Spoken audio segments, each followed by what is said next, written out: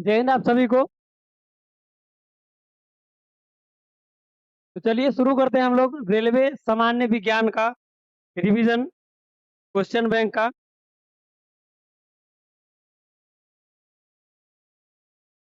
चलिए शुरू करते हैं। पहला प्रश्न है पहला प्रश्न है पौधे नाइट्रोजन किस रूप में लेते हैं। पौधे जो नाइट्रोजन लेते हैं, नाइट्रोजन वह किस रूप में लेते हैं। पौधे नाइट्रोजन किस रूप में लेते हैं, बताइएगा आप लोग। क्या हो जाएगा आंसर, क्या हो जाएगा? नाइट्रेट के रूप में। पौधे जो नाइट्रोजन ग्रहण करते हैं वह नाइट्रेट के रूप में, नाइट्रेट के रूप में। अगले प्रश्न पर आएंगे। अगला प्रश्न है मानव शरीर के कौन सी ग्रंथि, मानव शरीर के कौन सी ग्रंथि ग्रंथि शरीर के तापमान को नियंत्रित करता है। मानव शरीर का कौन सा ग्रंथि है जो शरीर के तापमान को नियंत्रित करता है।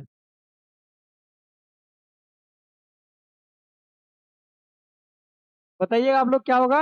हाइपोथैलेमस ग्रंथि, हाइपोथैलेमस ग्रंथि। हाइपोथैलेमस ग्रंथि जो है, हाइपोथैलेमस ग्रंथि जो है वह कहाँ पर होता है, तो मानव मस्तिष्क के अग्रभाग का हिस्सा है। मानव मस्तिष्क के अग्रभाग का हिस्सा है। अग्रभाग में कितने, अग्रभाग को कितने भागों में बांटा गया है। अग्रभाग जो होता है, अग्रभाग मानव मस्तिष्क जो होता है तीन भागों में बांटा गया है। एक अग्रभाग और दूसरा मध्य भाग, मध्य भाग और तीसरा पश्च पश्च पश्च भाग। तो ये हाइपोथैलेमस जो है अग्रभाग का ही भाग है। अग्रभाग को बांटा गया है चार भागों में। अग्रभाग को चार भागों में बांटा गया है। इसमें इसमें पहला क्या है, ऑलफैक्टरी लूब है। ऑलफैक्टरी लूब है। ऑलफैक्टरी ल्यूब है। ऑलफैक्टरी ल्यूब है। ऑलफैक्टरी ल्यूब यानी कि सूंघने का केंद्र जिसे कहते हैं, इसे सूंघने का केंद्र कहते हैं। दूसरा क्या है, सेरेब्रम है। सेरेब्रम, सेरे सेरेब्रम है। और तीसरा क्या है, हाइपोथैलेमस है। हाइपोथैलेमस,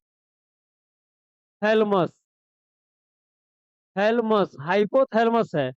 और चौथा क्या है, थैलमस है। थैलमस, चौथा क्या है, थैलमस है। तो ये हाइपोथैलेमस जो है यह क्या करता है, शरीर के तापमान को नियंत्रित करता है। शरीर के तापमान को नियंत्रित करता है। चलिए अगला प्रश्न देखेंगे। अगला प्रश्न है चूहे मारने के लिए किसका प्रयोग करते हैं। चूहे मारने के लिए यानी कि चूहा को मारने के लिए किस रसायन का उपयोग करते हैं, किस दवा का उपयोग करते हैं। यानी कि चूहे को मारने के लिए जो दवा का प्रयोग करते हैं उसमें कौन से रसायन का प्रयोग करते हैं, तो जिंक फॉस्फाइड का, जिंक फॉस्फाइड का, जिंक फॉस्फाइड का प्रयोग करते हैं। अगला प्रश्न देखेंगे। अगला प्रश्न है पाचित पाचित भोजन, पाचित भोजन या खाना अवशोषित किया जाता है। बचा हुआ भोजन जो है उसे अवशोषण किया जाता है। बचे हुए भोजन का अवशोषण कहाँ पर होता है, बचे हुए भोजन का अवशोषण कहाँ पर होता है, तो क्षुद्रांत द्वारा, क्षुद्रांत, क्षुद्रांत द्वारा। यानी इसे छोटी आंत भी कहते हैं। छोटी आंत, छोटी आंत का ही दूसरा नाम है क्षुद्रांत, छोटी आंत। यानी भोजन का जो पाचन होता है वो कहाँ पर होता है, छोटी आंत में होता है। अगला प्रश्न देखेंगे। अगला प्रश्न है पके हुए आम में कौन सी विटामिन होता है। पके हुए आम में, पके हुए आम, अभी आम का सीजन चल रहा है, बताइएगा आप लोग कि पके हुए आम में कौन सा विटामिन रहता है। पके हुए आम में कौन सा विटामिन पाया जाता है, तो क्या हो जाएगा आंसर, विटामिन ए और सी। विटामिन ए और सी, विटामिन ए और सी। अब विटामिन को कितने भागों में बांटा गया है, तो दो भागों में, दो भागों में, एक जल में घुलनशील और दूसरा वसा में घुलनशील, वसा में घुलनशील। तो जल में घुलनशील कौन सा है, तो बी और सी है। जल में बी और सी है, बी और सी। और वसा में घुलनशील कौन सा है, वसा में घुलनशील कौन सा है, तो के ई डी ए, के ई डी, ये क्या है, वसा में घुलनशील है। और जल में घुलनशील कौन है, डी और सी।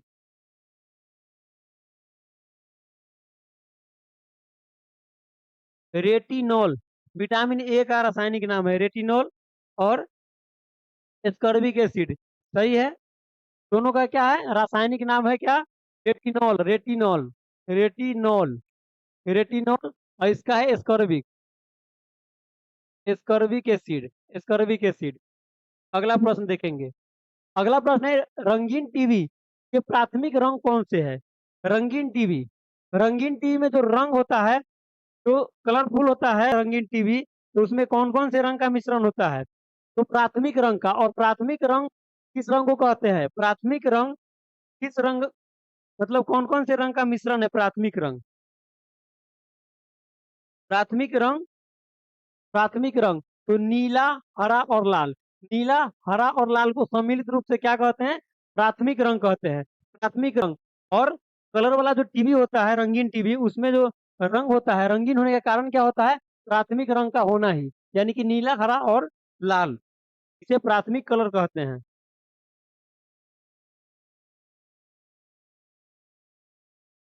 मूल रंग, हाँ, इसे मूल रंग भी कहा जाता है। प्राथमिक रंग या मूल रंग, मूल रंग भी इसे कहा जाता है, प्राथमिक रंग को ही। अगला प्रश्न देखेंगे। अगला प्रश्न है कैमरा का कौन सा भाग मानव नेत्र में रेटिना का कार्य करता है? यानी कि मानव नेत्र में, मानव नेत्र में रेटिना का कार्य करता है कौन सा? रेटिना का कार्य, रेटिना के अनुरूप कार्य करता है। कैमरा में जो रेटिना के, मानव नेत्र में जो कार्य रेटिना करता है, वही कार्य कैमरा में कौन सा करता है? फिल्म करता है। कौन करता है? फिल्म। चलिए अगला प्रश्न देखेंगे। अगला प्रश्न है सूर्य के प्रकाश से कौन सी विटामिन मिलता है? यानी कि सूर्य के प्रकाश में कौन सा विटामिन पाया जाता है? सूर्य के प्रकाश के द्वारा हमें कौन सा विटामिन मिलता है? सूर्य के प्रकाश से हमें कौन सा विटामिन मिलता है? क्या हो जाएगा answer? Vitamin D, vitamin D. और विटामिन डी का रासायनिक नाम क्या होता है? बताइएगा आप लोग। विटामिन डी का रासायनिक नाम क्या होता है? विटामिन डी का रासायनिक नाम हम लोग बताइएगा, क्या हो जाएगा? Calciferol, कैल्सी, calciferol, calciferol.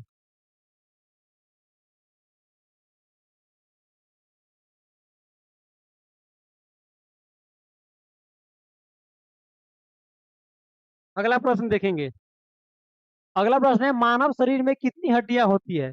मानव शरीर में टोटल हड्डियों की संख्या कितनी है? मानव शरीर में टोटल हड्डियों की संख्या कितनी है? क्या हो जाएगा आंसर? 206। मानव शरीर में टोटल 206 हड्डियां होती है। और मानव नवजात शिशु जो होता है, नवजात शिशु जो होता है, उसमें कितना होता है? नवजात शिशु, नवजात शिशु यानी कि बच्चे जो जन्म लेता है, उसका कितना होता है? नवजात शिशु जो होता है, नवजात, नवजात, नवजात शिशु जो होता है, उसके शरीर में कितने हड्डी होते हैं? कितने होते हैं? 300। 300 हड्डियां पाया जाता है नवजात शिशु में। 300 सही है आपका आंसर। 300 हड्डियां पाया जाता है। अगला प्रश्न, गुब्बारा किस गैस से फुलाया जाता है? यानी गुब्बारा, जो गुब्बारा में जो आमतौर पर भरा जाता है गैस, वो कौन सा गैस भरा जाता है? गुब्बारे में कौन सा गैस आमतौर पर भरा जाता है?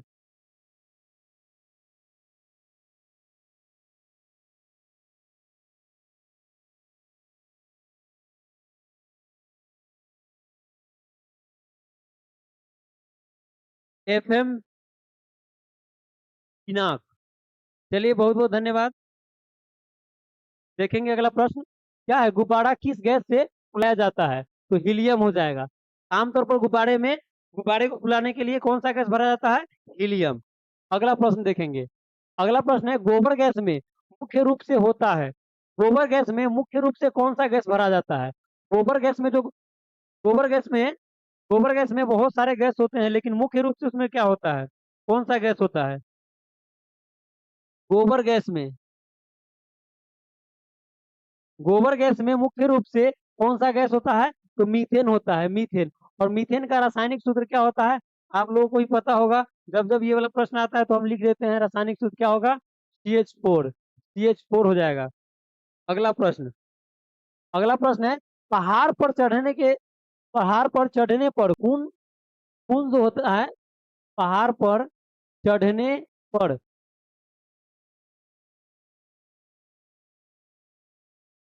पहाड़ पर चढ़ने के समय खून नाक से आने लगता है। नाक से जो खून बाहर आने लगता है पहाड़ पर चढ़ने के समय, वह किस लिए?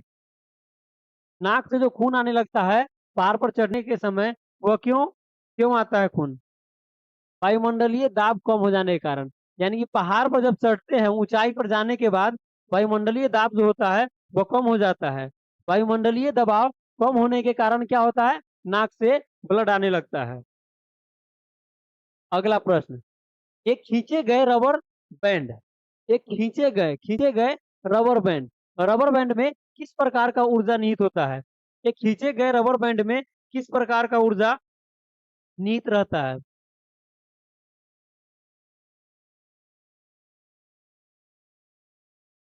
एफएम पिनाक जी, चलिए सही है। पढ़ाई के लिए स्टेट मैटर नहीं करता है, बिल्कुल सही बात बोले हैं आप।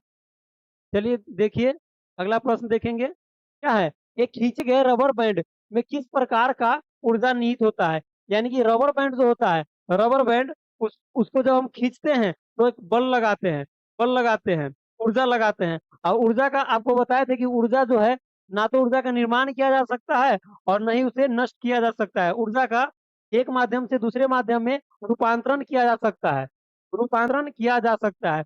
जैसे जैसे बल लगाकर रबर बैंड को बल लगाकर, ऊर्जा लगाकर खींचे, ऊर्जा लगाकर खींचे, उसके बाद उसमें जो ऊर्जा निहित हो गया, वह कौन सा ऊर्जा था? स्थितिज ऊर्जा। वह स्थितिज ऊर्जा में बदल गया, स्थितिज ऊर्जा में बदल गया।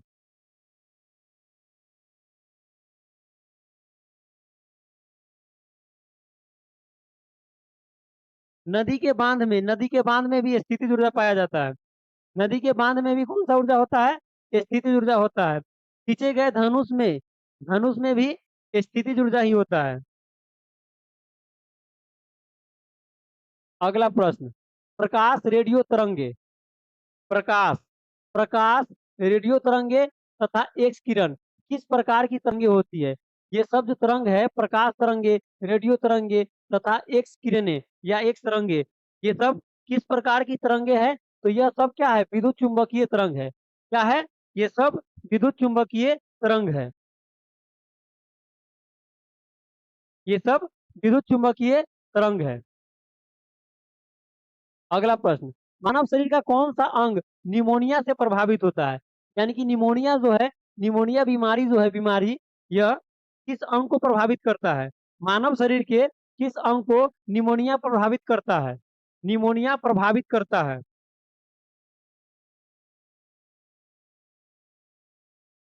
क्या हो जाएगा आंसर? फेफड़ा हो जाएगा, फेफड़ा। निमोनिया होने पर मानव शरीर का फेफड़ा जो है वह प्रभावित होता है, फेफड़ा। सही आंसर क्या हो जाएगा? फेफड़ा हो जाएगा, फेफड़ा। इसे लंग्स भी कहते हैं, इंग्लिश में क्या कहते हैं? लंग्स, लंग्स कहते हैं, फेफड़ा। अगला प्रश्न, वनस्पतियों में जीवन होता है, वनस्पति, वनस्पति यानी कि पेड़ पौधे जो होते हैं, पेड़ पौधे जो होते हैं उसमें जीवन होता है, किसने कहा था? जेसी बोस, जेसी बोस। सही आंसर जगदीश चंद्र बोस, जगदीश चंद्र बोस, जगदीश चंद्र बोस। यानी कि जेसी बोस ने कहा था कि वनस्पति जो है, वनस्पति, इसमें जीवन होता है। वनस्पति यानी कि पेड़ पौधे में जीवन होता है, जेसी बोस ने कहा था।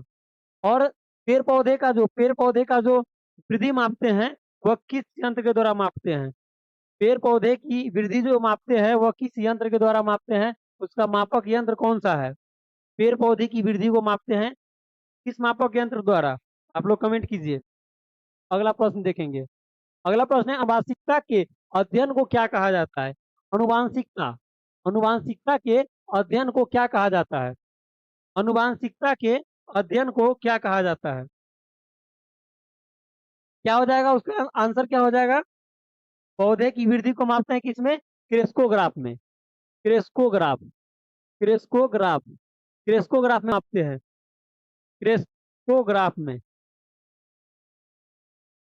क्या हो जाएगा? अनुवांशिकता के अध्ययन को क्या कहते हैं? अनुवांशिकता के अध्ययन को क्या कहा जाता है? जेनेटिक्स, जेनेटिक्स हो जाएगा। क्या हो जाएगा आंसर? जेनेटिक्स। अगला प्रश्न देखेंगे। अगला प्रश्न है, गाय के दूध में पानी की मात्रा कितनी प्रतिशत होती है? यानी कि गाय के दूध जो होता है, गाय का दूध जो होता है हम लोग कहते हैं कि ये दूध जो होता है वो ओरिजिनल होता है, उसमें पानी नहीं मिलाना है। लेकिन ओरिजिनल दूध जो होता है ना, उसमें भी पानी की मात्रा होती है। और कितनी होती है ये बताना है आपको। आप लोग बताइए, पानी की मात्रा कितनी होती है? क्रेस्कोग्राफ सही आंसर आपका। थोड़ा लेट हुआ आने में आंसर। सही आंसर क्रेस्कोग्राफ। गाय का दूध जो होता है, गाय के दूध में पानी की मात्रा अधिक होती है। पानी की मात्रा अधिक होती है गाय के दूध में। और कितना होता है बताइएगा आप लोग। क्या हो जाएगा आंसर इसका? 60%। 60% गाय के दूध में ऑलरेडी पहले से ही 60% पानी होता है। 60% पानी पहले से ही होता है उसमें। इसीलिए उस पर उसमें जो और पानी ऊपर से मिला दिया जाता है, तो वह बहुत ज्यादा ही पतला दिखने लगता है। चलिए अगला प्रश्न देखेंगे।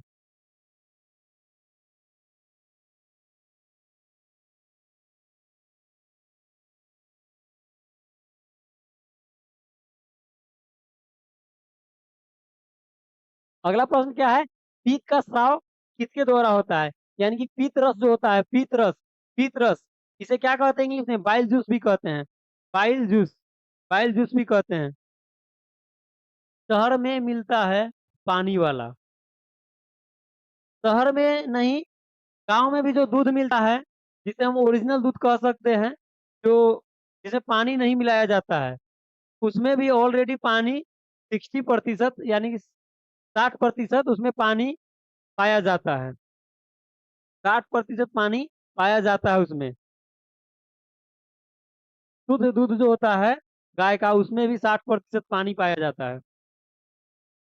अगला प्रश्न क्या है? पीत का स्राव कहाँ होता है? यानी कि पीत रस जो होता है, बाइल जूस, वह कहाँ पर उत्पन्न होता है?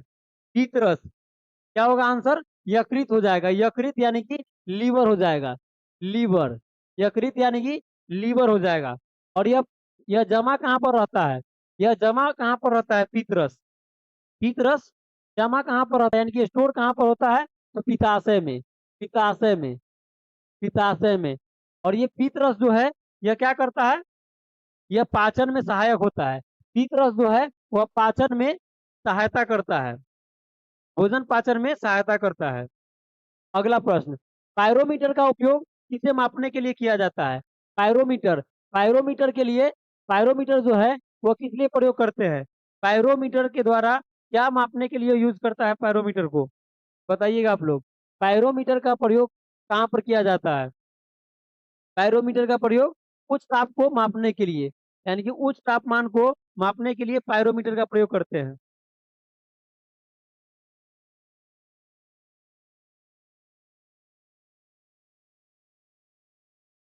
एफएम पिनाक जी।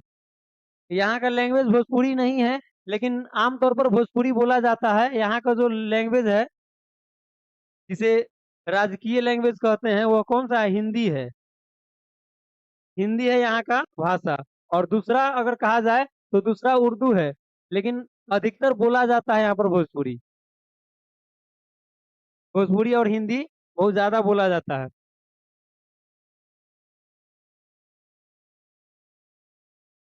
चलिए अगला प्रश्न देखेंगे। क्या है? पायरोमीटर का उपयोग किसे मापने के लिए किया जाता है? तो क्या हो जाएगा आंसर?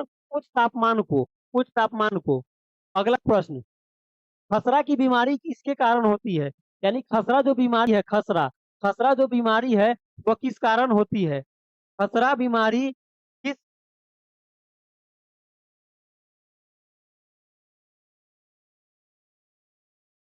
खसरा बीमारी जो है वह किसके द्वारा होता है? तो जीवाणु के द्वारा। जीवाणु यानी कि बैक्टीरिया के द्वारा। खसरा बीमारी जो है वह बैक्टीरिया के द्वारा, बैक्टीरिया के द्वारा होता है, बैक्टीरिया के द्वारा। अगला प्रश्न। अगला प्रश्न है, कंप्यूटर के जनक कौन थे? कंप्यूटर के जनक कौन थे? बहुत ही फेमस प्रश्न है ये वाला। ये वाला तो आप लोगों को पता होगा। कंप्यूटर का जनक किसे माना जाता है? तो चार्ल्स बेबेज को। चार्ल्स बेबेज को कंप्यूटर का जनक किसे कहा जाता है? चार्ल्स बेबेज को माना जाता है, चार्ल्स बेबेज को। अगला प्रश्न। अगला प्रश्न है, वायु के दिए गए आयतन में, वायु, वायु यानी कि हवा, हवा के दिए गए आयतन में, यानी कि हवा के आयतन में, हवा के आयतन में जलवाष्प की मात्रा, हवा की आयतन में जलवाष्प की मात्रा को क्या कहते हैं? हवा की आयतन में जलवाष्प की अगर मात्रा हो तो उसे क्या कहेंगे? विशिष्ट विशिष्ट आर्द्रता कहेंगे। विशिष्ट आर्द्रता। विशिष्ट आर्द्रता। आर्द्रता का मतलब क्या हुआ कि हवा का जो आयतन होता है उसमें उसमें जल की मात्रा हो उसे क्या कहेंगे? उसे क्या कहेंगे? विशिष्ट आर्द्रता कहेंगे। और वायुमंडलीय आर्द्रता जो है उसे मापते हैं किसमें? किसके द्वारा मापते हैं? वायुमंडलीय आर्द्रता को मापते हैं हाइग्रोमीटर के द्वारा। हाइग्रो हाइग्रोमीटर हाइग्रोमीटर के द्वारा मापते हैं वायुमंडलीय आर्द्रता को। और हाइड्रोमीटर के द्वारा किसे मापते हैं? हाइड्रो हाइड्रोमीटर हाइड्रोमीटर के द्वारा किसे मापते हैं? तो वायुमंडलीय घनत्व को मापते हैं। घनत्व घनत्व घनत्व को मापते हैं। घनत्व को मापते हैं। घनत्व को मापते हैं। अगला प्रश्न देखेंगे। अगला प्रश्न क्या है? Athlete foot. Athlete foot.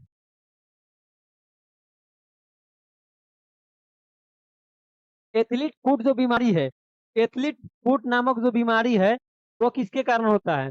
Athlete foot जो बीमारी है वो किसके कारण होता है? तो फंगस के द्वारा। फंगस यानी कि कवक के द्वारा। कवक के द्वारा। कवक के द्वारा। कवक के द्वारा होता है बीमारी। एथलीट फुट जो होता है वो कवक के द्वारा होता है। और कवक से होने वाला बीमारी का हम एक ट्रिक बताए थे आप लोगों को, जिसे 5-6 बीमारी का नाम याद रहता है। क्या है? याद है या नहीं? बताए थे आप लोगों को।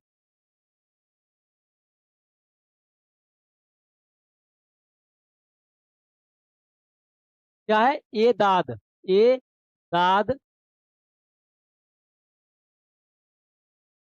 भाग। ए दाद भाग। ए से क्या हो जाएगा? एक्जिमा हो जाएगा। ए से एक हो गया एथलीट फुट हो गया, और दूसरा हो जाएगा एक्जिमा। एक्जिमा। एक्जिमा हो जाएगा। और दांत से क्या हो जाएगा? दांत से हो जाएगा दाद। दाद और एक हो जाएगा दम्मा। दाद और दम्मा हो जाएगा। दाद और दम्मा। और खा से क्या हो जाएगा? खाज हो जाएगा। खाज। खाज हो जाएगा। और ग से क्या हो जाएगा? गंजापन। गंजापन।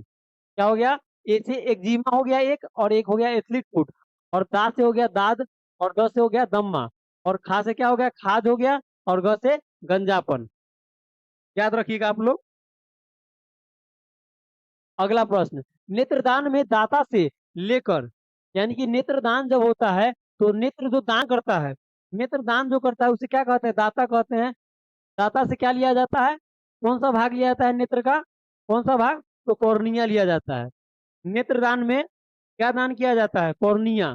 कॉर्निया सही है आपका आंसर। क्या हो जाएगा? कॉर्निया दान किया जाता है।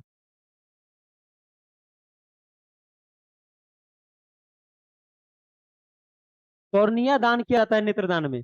अगला प्रश्न। अगला प्रश्न है एपीफाइट वे पौधे हैं जो दूसरे पौधे पर आश्रित है। एपीफाइट। एपीफाइट वे पौधे हैं जो दूसरे पौधे पर आश्रित रहते हैं। आश्रित रहते हैं। एपीफाइट जो पौधा है वो दूसरे पौधे पर आश्रित रहता है। दूसरे पौधे पर आश्रित रहता है। क्या कहते हैं? यांत्रिक अवलंबन के लिए। यांत्रिक अवलंबन के लिए। एपीफाइट वे पौधे हैं जो दूसरे पौधे पर आश्रित रहते हैं। किस लिए? तो यांत्रिक अवलंबन के लिए। यांत्रिक अवलंबन के लिए। अगला प्रश्न देखेंगे। अगला प्रश्न है जब किसी पिंड का वेग दोगुना किया जाए। जब किसी पिंड का वेग वेग दोगुना किया जाता है तो वेग दुगना किया जाता है। जब किसी पिंड का वेग दुगना किया जाता है तो उसका संवेग क्या हो जाता है? संवेग क्या हो जाता है? दुगना हो जाता है। कैसे देख लेंगे यहाँ पर? संवेग यानी कि पी। संवेग तो इंग्लिश में क्या कहते हैं? मोमेंटम।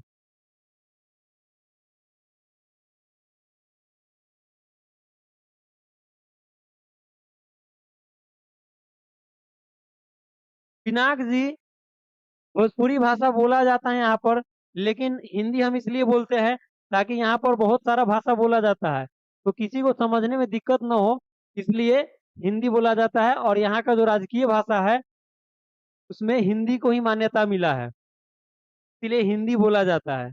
और हम लोग भी ज्यादा करके हिंदी ही बोलते हैं। यहाँ पर आमतौर पर यहाँ पर बोला जाता है भोजपुरी, लेकिन हिंदी बोलने से क्या होता है कि सभी लोग समझ सकते हैं, चाहे जो भी भाषा बोले, भोजपुरी वाले हो या उर्दू वाले हो या फिर जो भी भाषा हो, वो सब समझ सके, क्योंकि पूरे भारत में ही हिंदी का ज्यादा महत्व है। क्या है प्रश्न देखेंगे यहाँ। जब किसी पिंड का वेग दुगना किया जाता है तो संवेग उसका क्या होता है। संवेग को क्या कहते हैं इंग्लिश में, मोमेंटम कहते हैं। मोमेंटम यानी कि पी से इसे सूचित करते हैं। पी बराबर क्या होता है, द्रव्यमान गुने वेग होता है। द्रव्यमान गुने वेग होता है। संवेग बराबर द्रव्यमान गुने वेग होता है। द्रव्यमान गुने वेग, तो इसमें क्या कहा जा रहा है, वेग को दोगुना किया जाता है, यानी इसे दोगुना करेंगे। इसे दोगुना करेंगे तो क्या होगा, संवेग दोगुना हो जाएगा। ये संवेग है, क्या हो जाएगा, इधर दोगुना करेंगे तो ये भी दोगुना हो जाएगा। समझ में आ गया होगा। वेग दोगुना करने से संवेग क्या हो जाएगा, दोगुना हो जाएगा। अगला प्रश्न, लोहा अधिकांशतः प्राप्त किया जाता है। लोहा जो है वो प्राप्त किया जाता है कहाँ से। लोहा जो है अधिकांशतः प्राप्त किया जाता है उसके कौन से अयस्क से। लोहा जो है प्राप्त किया जाता है उसके कौन से अयस्क से, तो आंसर क्या हो जाएगा, हेमेटाइट से। हेमेटाइट से लोहा प्राप्त किया जाता है, हेमेटाइट से। हेमेटाइट से। अगला प्रश्न देखेंगे। अगला प्रश्न है, चीली साल्ट पीटर का रासायनिक सूत्र क्या होता है। Chile saltpetre, Chile saltpetre, Chile saltpetre का रासायनिक सूत्र क्या हो जाएगा। चीली साल्ट पीटर का रासायनिक सूत्र हो जाएगा सोडियम नाइट्रेट। सोडियम नाइट्रेट यानी कि NaNO3। इसे क्या कहते हैं, इसका रासायनिक नाम क्या हो जाएगा, सोडियम नाइट्रेट।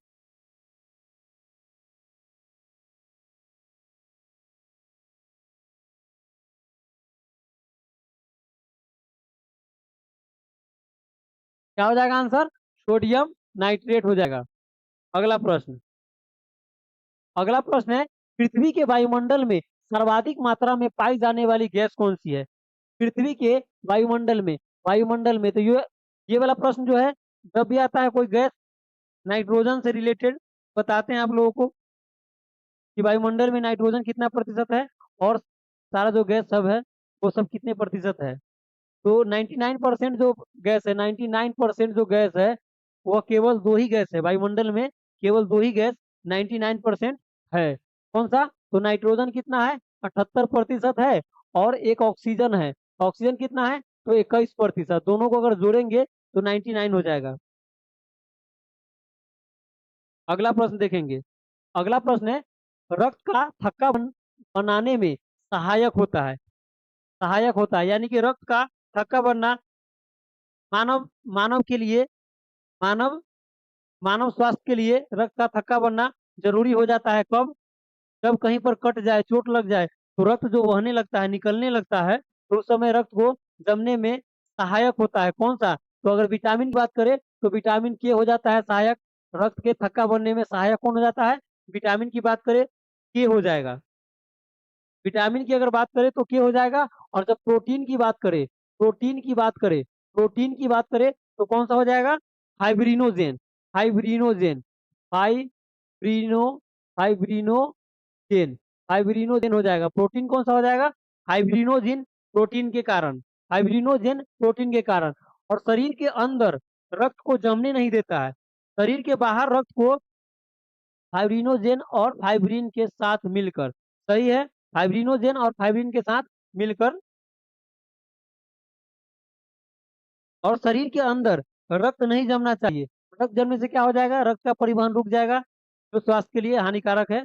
तो क्या होगा, कौन सा प्रोटीन है, heparin, heparin, heparin, heparin, heparin नामक जो प्रोटीन है वह शरीर के अंदर रक्त को जमने नहीं देता है।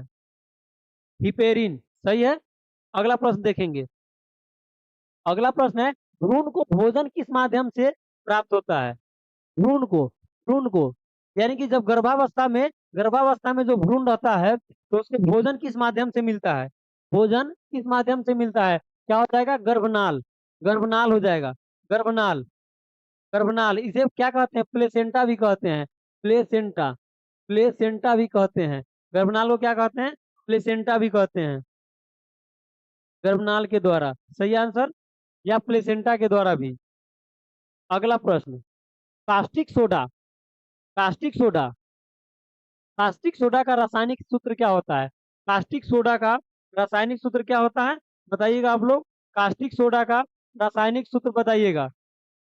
कास्टिक सोडा का रासायनिक सूत्र क्या हो जाएगा? NaOH। NaOH। इसका रासायनिक नाम क्या हो जाएगा? इसका रासायनिक नाम क्या हो जाएगा? Sodium hydroxide. क्या हो जाएगा? Sodium hydroxide. रासायनिक नाम क्या हो जाएगा? Sodium hydroxide. और ये क्या होता है? यह क्षारीय होता है। क्षारीय होता है। यह क्या होता है? क्षारीय होता है। सोडियम हाइड्रोक्साइड क्षारीय प्रकृति का होता है। अगला प्रश्न। अगला प्रश्न है, लक्स किसकी इकाई है? लक्स जो है वह इकाई है किसकी? लक्स प्रदीप्ति का। प्रदीप्ति के स्तर की इकाई है लक्स। प्रदीप्ति के स्तर की इकाई है लक्स। चलिए अगला प्रश्न देखेंगे। अगला प्रश्न है, लार। लार जो है, लार की प्रकृति कैसी होती है?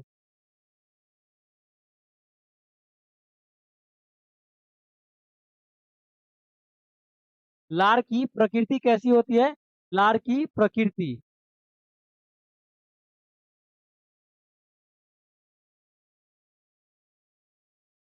और क्या उसमें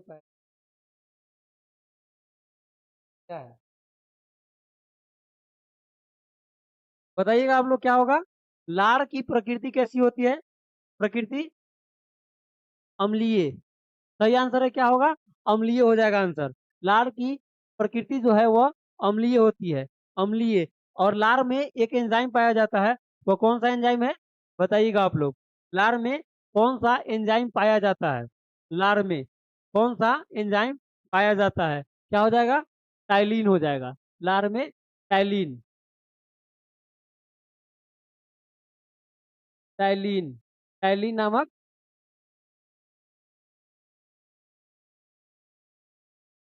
टाइलिन नामक एंजाइम पाया जाता है लार में। अगला प्रश्न देखेंगे। अगला प्रश्न है, एक पारसेक में कितना प्रकाश वर्ष होता है? एक पारसेक। पारसेक एक पारसेक में, एक पारसेक में कितना प्रकाश वर्ष होता है? टाइलिन। सही आंसर विकास कुमार जी। टाइलिन। और प्र, एक पारसेक में कितना प्रकाश वर्ष होता है? तो 3.26 प्रकाश वर्ष होता है। 3.26 प्रकाश वर्ष होता है। और एक प्रकाश बराबर कितना मीटर या किलोमीटर होता है? एक प्रकाश वर्ष बराबर कितना होता है? 9.467 गुने 10 के पावर 12 किलोमीटर होता है। किलोमीटर। और अगर मीटर की बात करें तो क्या हो जाएगा?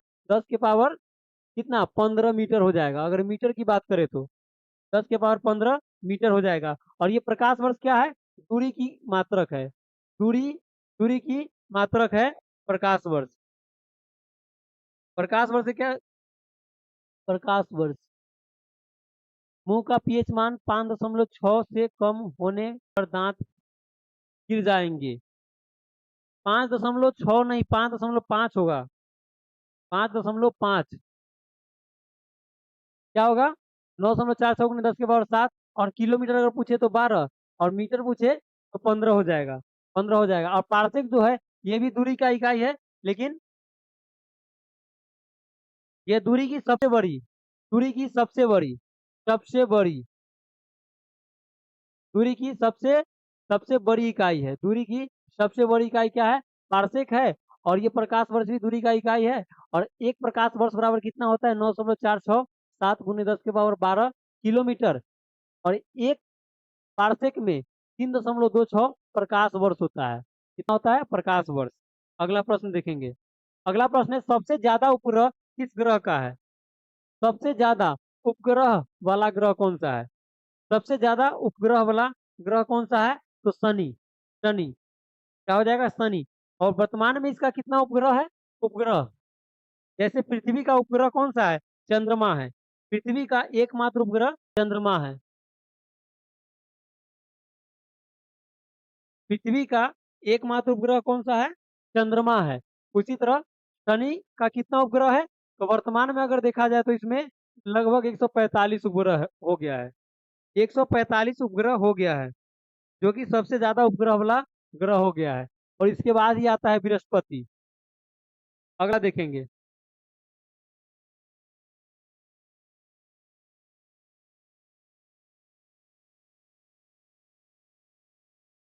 अगला प्रश्न है, एक हॉर्स पावर का मान कितना होता है?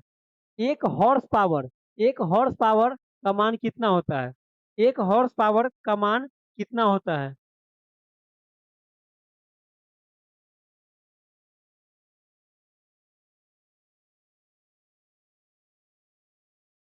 जय श्री राम, हर हर महादेव आप सभी को। जा रहे हैं, कोई बात नहीं है। क्या हो जाएगा? एक हॉर्स पावर का मान कितना होता है? तो 746 वाट, 746 वाट। अगला प्रश्न देखेंगे, आत्महत्या की थैली किसे कहा जाता है? आत्महत्या की थैली किसे कहा जाता है? आत्महत्या की थैली किसे कहा जाता है? 746 वाट सही आंसर, 746 वाट। अगले प्रश्न का जवाब दीजिएगा, अगले प्रश्न का जवाब दीजिएगा।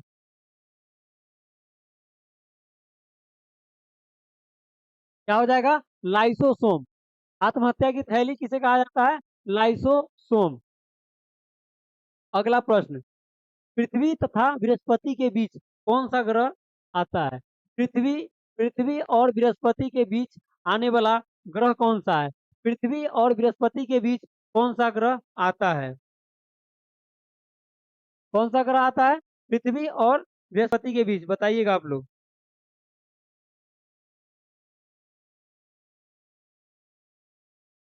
जैसे यहाँ पर हो गया, सूर्य हो गया, सूर्य, सूर्य हो गया, तो कौन सा आ जाएगा? सूर्य के सबसे नजदीक कौन सा होता है? बुध होता है, बुध, बुध होता है। बुध के बाद कौन सा होता है? बुध के बाद कौन सा होता है? बुध के बाद हो जाएगा शुक्र, हो जाएगा शुक्र, शुक्र हो जाएगा। शुक्र के बाद कौन सा आ जाएगा? पृथ्वी, पृथ्वी आ जाएगा। उसके बाद मंगल आ जाएगा, मंगल आ जाएगा, मंगल आ जाएगा। तो यहाँ पर क्या पूछा जा रहा है कि पृथ्वी और बृहस्पति के बीच कौन सा ग्रह, पृथ्वी और बृहस्पति के बीच, तो ये पृथ्वी हो गया और ये मंगल है। मंगल के बाद कौन सा आता है? बृहस्पति आता है, बृहस्पति आता है। तो बीच में कौन सा आ गया? मंगल आ गया। क्या हो जाएगा आंसर? मंगल, मंगल हो जाएगा आंसर, मंगल। अगला प्रश्न, अगला प्रश्न है, निकोटीन पाया जाता है। निकोटीन, निकोटीन क्या है? निकोटीन तंबाकू में पाया जाने वाला एक उत्तेजित पदार्थ है, उत्तेजित पदार्थ है निकोटीन। निकोटीन क्या है? तंबाकू में पाया जाने वाला उत्तेजित पदार्थ है। मंगल का दो उपग्रह है। हाँ, मंगल का दो उपग्रह है, कौन कौन सा है? कौन कौन सा उपग्रह है? दो, फोबोस और डिमोस, फोबोस और डिमोस। चलिए अगला प्रश्न देखेंगे, निकोटीन में पाया जाता है क्या? निकोटीन जो होता है पाया जाता है किसमें? तंबाकू में। और यह क्या है? उत्तेजित पदार्थ है, उत्तेजित पदार्थ है। और अगर चाय और कॉफी की बात करें तो चाय में क्या हो जाता है? चाय में, चाय में पाया जाता है कौन? तीन पाया जाता है, तीन। और कॉफी में क्या? कॉफी में, कॉफी में क्या पाया जाता है? कैफीन, कॉफी में कैफीन पाया जाता है, कॉफी में कैफीन। फोबोस और डिवोस, डिवोस नहीं, डिमोस। अगला प्रश्न देखेंगे, अगला प्रश्न है, मीथेन का रासायनिक सूत्र क्या होता है? मीथेन, मीथेन का रासायनिक सूत्र क्या होता है? बताए हैं इससे पहले जो आया था गोबर गैस में सबसे अधिक कौन सा गैस पाया जाता है? तो मीथेन। और उसका रासायनिक सूत्र उसी समय बता दिए, CH4। अगला प्रश्न, क्वाशियोरकर बीमारी होता है, क्वाशियोरकर जो बीमारी होता है वह किसकी कमी के कारण होता है? क्वाशियोरकर बीमारी जो मानव शरीर में होता है वह किसकी कमी से होता है? चलिए कोई बात नहीं है, टाइपिंग मिस्टेक होता है थोड़ा, स्पेलिंग मिस्टेक भी होता है। क्या होगा? क्वाशियोरकर बीमारी किसके कारण होता है? तो प्रोटीन की कमी से। क्वाशियोरकर नामक जो बीमारी होती है वह प्रोटीन की कमी से। अगला प्रश्न, न्यूमोनिया किसके कारण होता है? न्यूमोनिया जो बीमारी है, न्यूमोनिया, वह किसके कारण होता है? न्यूमोनिया किसके कारण होता है? क्या हो जाएगा? निमोनिया किसके कारण? तो बैक्टीरिया, बैक्टीरिया या इसे ही जीवाणु कहते हैं, बैक्टीरिया, जीवाणु। बैक्टीरिया की खोज किसने किया था? बताइएगा आप लोग।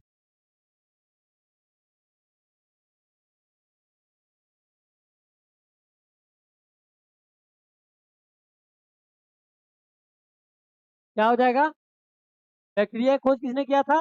तो ल्यूवेन हाउ, ल्यू, ल्यूवेन, ल्यू ल्यूवेनहॉक ल्यूवेनहॉक ने किया था। बैक्टीरिया की खोज किसने किया था? ल्यूवेनहॉक ने किया था। चलिए अगला प्रश्न देखेंगे। अगला प्रश्न है, सबसे कठोर धातु कौन सा है? सबसे कठोर सबसे कठोर धातु कौन सा है? सबसे कठोर धातु क्या हो जाएगा? प्लेटिनम हो जाएगा। सबसे कठोर धातु क्या हो जाएगा? प्लेटिनम। प्लेटिनम। और सबसे मुलायम धातु की अगर बात करें तो कौन सा हो जाएगा? सबसे मुलायम। मुलायम। मुलायम सबसे मुलायम कौन हो जाएगा? तो सीजियम हो जाएगा। सीजियम। सीजियम हो जाएगा। सबसे मुलायम कौन हो जाएगा? सीजियम हो जाएगा।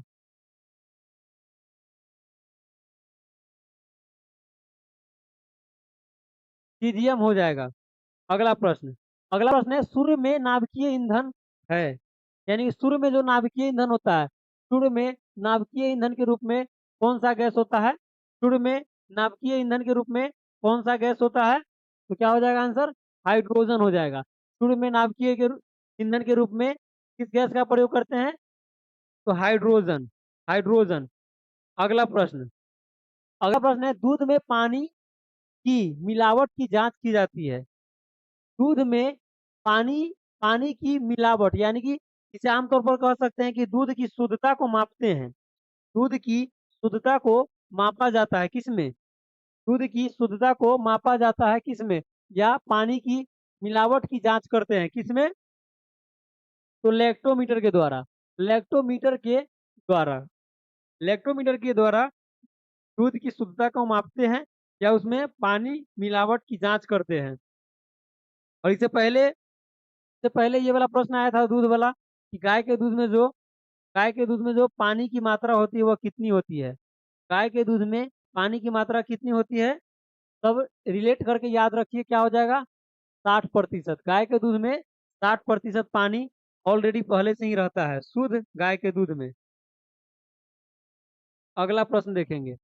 अगला प्रश्न है, विद्युत चुंबकीय तरंगों में विद्युत चुंबकीय तरंग, यानी कि जितने भी विद्युत चुंबकीय तरंग है उसमें से सबसे अधिकतम आवृत्ति किसकी होती है? विद्युत चुंबकीय तरंग जो होता है उसमें सबसे अधिकतम आवृत्ति वाला तरंग कौन सा है?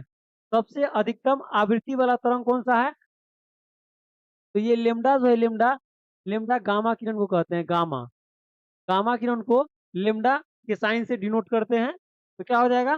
गामा किरण हो जाएगा। विद्युत चुंबकीय तरंगों में सबसे अधिकतम आवृत्ति किसका होता है? तो गामा किरण का होता है। और सबसे कम का अगर सबसे कम की अगर बात करें तो कौन हो जाएगा? रेडियो तरंग हो जाएगा। रेडियो। रेडियो तरंग। रेडियो तरंग जो होता है, रेडियो तरंग, इसका आवृत्ति सबसे कम होता है। रेडियो तरंग की आवृत्ति सबसे कम होती है। अगला प्रश्न। अगला प्रश्न है, मानव शरीर में ऊर्जा का मुख्य स्रोत क्या है? मानव शरीर में ऊर्जा का मुख्य स्रोत क्या है? मानव शरीर में ऊर्जा का मुख्य स्रोत क्या है? क्या हो जाएगा आंसर? कार्बोहाइड्रेट। कार्बोहाइड्रेट। मानव शरीर में ऊर्जा का मुख्य स्रोत क्या हो जाएगा? कार्बोहाइड्रेट। कार्बोहाइड्रेट सही आंसर। कार्बोहाइड्रेट हो जाएगा। अगला प्रश्न देखेंगे। अगला प्रश्न है, सूक्ष्मदर्शी का आविष्कार किया था। सूक्ष्मदर्शी। सूक्ष्मदर्शी का आविष्कार किसने किया था? सूक्ष्मदर्शी का आविष्कार ने किया था। क्या हो जाएगा आंसर? जेड जॉनसन ने। जेड जॉनसन ने सूक्ष्मदर्शी का आविष्कार किया था। जेड जॉनसन ने। जेड जॉनसन ने सूक्ष्मदर्शी का आविष्कार किया था। अगला प्रश्न।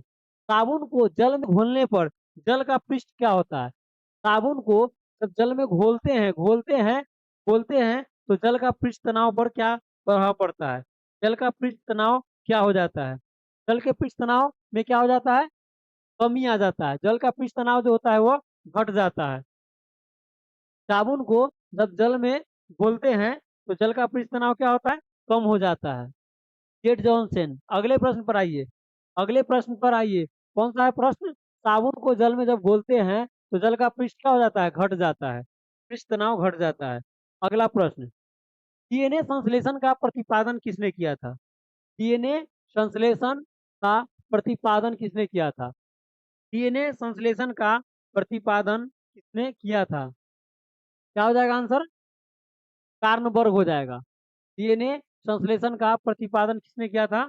तो कार्नबर्ग ने। कार्नबर्ग ने किया था, कार्नबर्ग ने, कार्नबर्ग ने। अगला प्रश्न देखेंगे। अगला प्रश्न है, नाभिकीय रिएक्टर में न्यूट्रॉन को अवशोषित करने का कार्य कौन करता है? नाभिकीय रिएक्टर जो होता है, नाभिकीय रिएक्टर यानी कि न्यूक्लियर रिएक्टर, न्यूक्लियर रिएक्टर में, न्यूक्लियर रिएक्टर में न्यूट्रॉन को अवशोषित, न्यूट्रॉन को अवशोषित करने का कार्य कौन करता है? अवशोषित करने का कार्य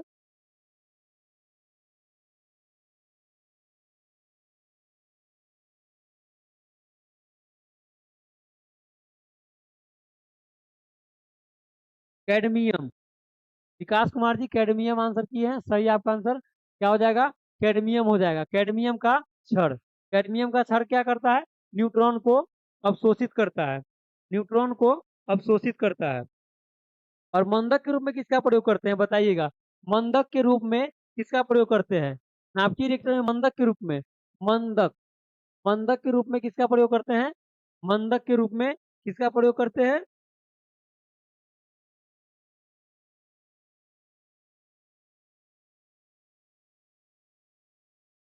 मंदक के रूप में किसका प्रयोग करते हैं? तो D2O का, D2O का प्रयोग करते हैं मंदक के रूप में। D2O और ग्रेफाइट का, ग्रेफाइट का, D2O और ग्रेफाइट का। अगला प्रश्न देखेंगे। अगला प्रश्न है, रक्त प्लाज्मा में कितना प्रतिशत जल होता है? रक्त प्लाज्मा, रक्त प्लाज्मा में कितना प्रतिशत जल होता है? रक्त प्लाज्मा में कितना प्रतिशत जल होता है? तो इसके बारे में हम अच्छे से समझ लेंगे। यहाँ पर देखिए, ये रक्त हुआ, रक्त, रक्त हुआ। रक्त जो होता है इसको दो पार्ट में बांटते हैं रक्त को। एक हो जाता है प्लाज्मा, प्लाज्मा, प्लाज्मा, प्लाज्मा हो गया। और दूसरा हो गया क्या? एक होता है प्लाज्मा और दूसरा इधर हो जाता है आरबीसी, आरबीसी, डब्ल्यूबीसी, डब्ल्यूबीसी और प्लेटलेस, प्लेटलेस हो जाएगा इधर, प्लेटलेस, प्लेटलेस हो जाएगा। तो ये प्लाज्मा कितना होता है इधर? 55% होता है प्लाज्मा, 55। और ये 45% में हो जाता है आरबीसी, डब्ल्यूबीसी और प्लेटलेस हो जाता है, आरबीसी, डब्ल्यूबीसी और प्लेटलेस हो जाता है। और प्लाज्मा जो ये 55% है, इसमें पूछा जा रहा है कि इसमें जल कितना प्रतिशत होता है? तो इसमें जल होता है 90%, 90% इसमें जल होता है।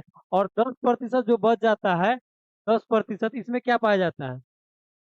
आप लोग कहिएगा कि 90% में है तो 10% में क्या है? पूछिएगा ना।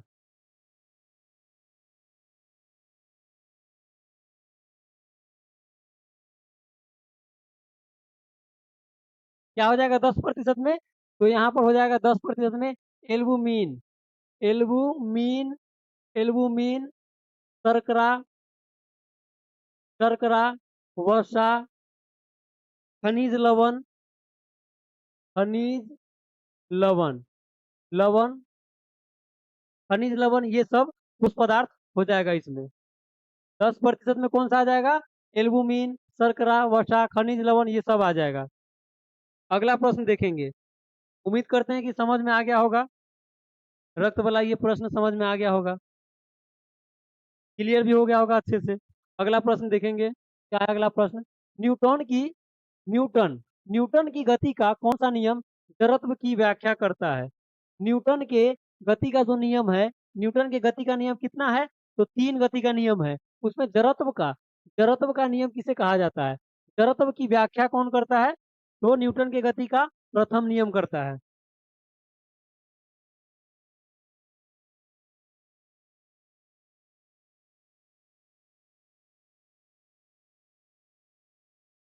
क्या आप लोग चमेली के पीछे पड़ गए हैं? इतना अच्छा प्रश्न यहाँ पर बता रहे हैं, आप लोग प्रश्न का आंसर नहीं दे रहे हैं और चमेली के पीछे पड़ गए हैं। कौन है ये चमेली?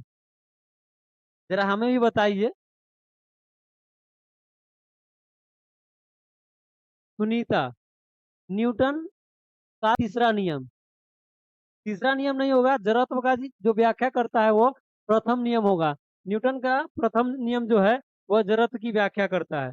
यानी कि प्रथम नियम को क्या क्या कहते हैं? जड़त्व का नियम भी कहते हैं, या गैलीलियो का नियम, गैलीलियो, गैलीलियो का नियम भी कहते हैं। न्यूटन के गति के प्रथम नियम को जड़त्व का नियम या गैलीलियो का नियम भी कहते हैं।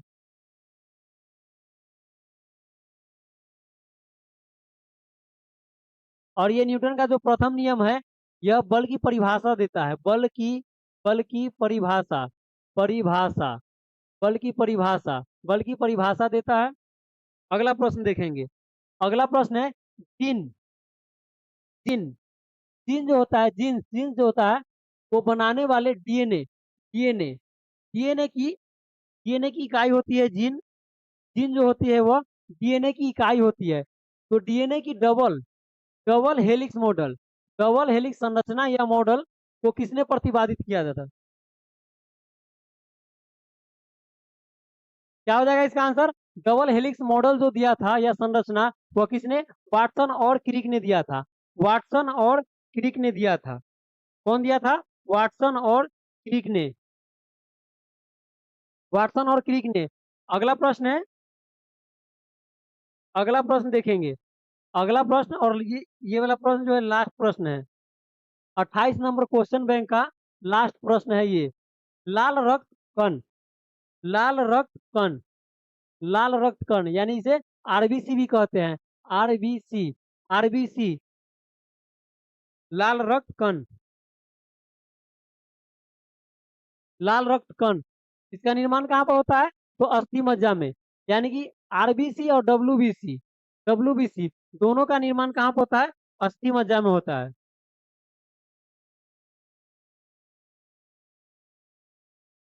कहाँ पर होता है? अस्थि मज्जा में होता है दोनों का निर्माण, अस्थि मज्जा में।